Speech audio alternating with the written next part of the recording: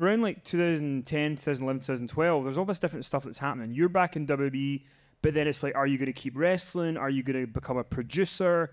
Dusty all of a sudden becomes the head of the performance center and runs promo class. Was that time period difficult for you, kind of wondering what you were going to do next?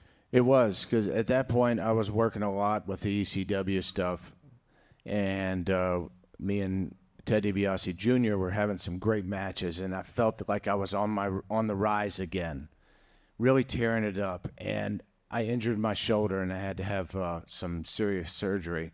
So after that surgery, they brought me in and let me be a producer for about a year. That's the toughest job I've ever done in my life, and it is so much different than being an actual performer.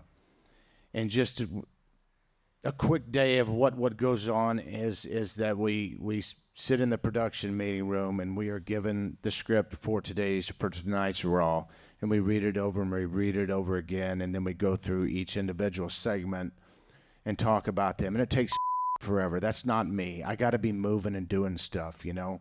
But I'm doing it. And they stuck me with the ladies. They always stuck the greenest guy in the room, you know, the greenest producer, with the girls. And this is when they were still the Divas, when they were called the Divas. And man, I just had a hard time with him. I knew exactly what I wanted them to do, but they just weren't pulling it out for me. And Vince wasn't liking any of it, you know. Hunter started seeing some improvements from me, you know, which made me feel good. But one night, man, I told the girls, I forget who it was, to go out and just do this. You have 5 minutes, it might even have been less. Just do this, and I promise you it will work. Well, I'm sitting there on the headset. Okay, I can hear Vince talking over there. I can hear Kevin Dunn in the truck. I can hear Billy Kidman giving me times and things like that I have to give these girls the cues. And I'm trying to do all this, but the girls are not doing anything that I said. It's just like when they would just do the opposite of everything that I said. But if they would have just listened to me, they would have gotten somewhere good. And they come back, and they're all like, Vince, was it okay? Because they always looked for approval with Vince. And he would give them the thumbs up. I knew it was the drizzling. It was terrible. It was awful because they didn't listen. As soon as they would walk out of eyes distance there and walk through the curtain, he'd click on and say, Dustin, come see me.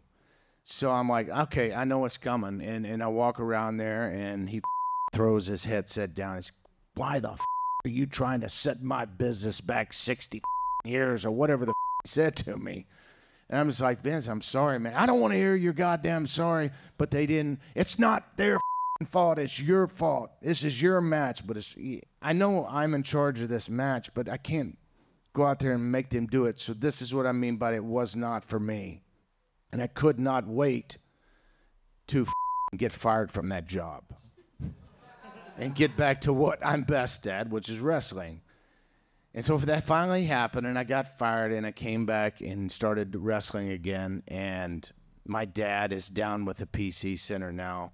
He is being hired on there. And Dad is not a politically correct person in a politically correct world of WWE, you know, with so many eyes on you and all that. Dad was Dad. He was the Texan that wore his cowboy boots and his boots tucked in his jeans and his cowboy hats. He did not give a what somebody told him he needed to wear. Very rarely did you ever see a suit on him.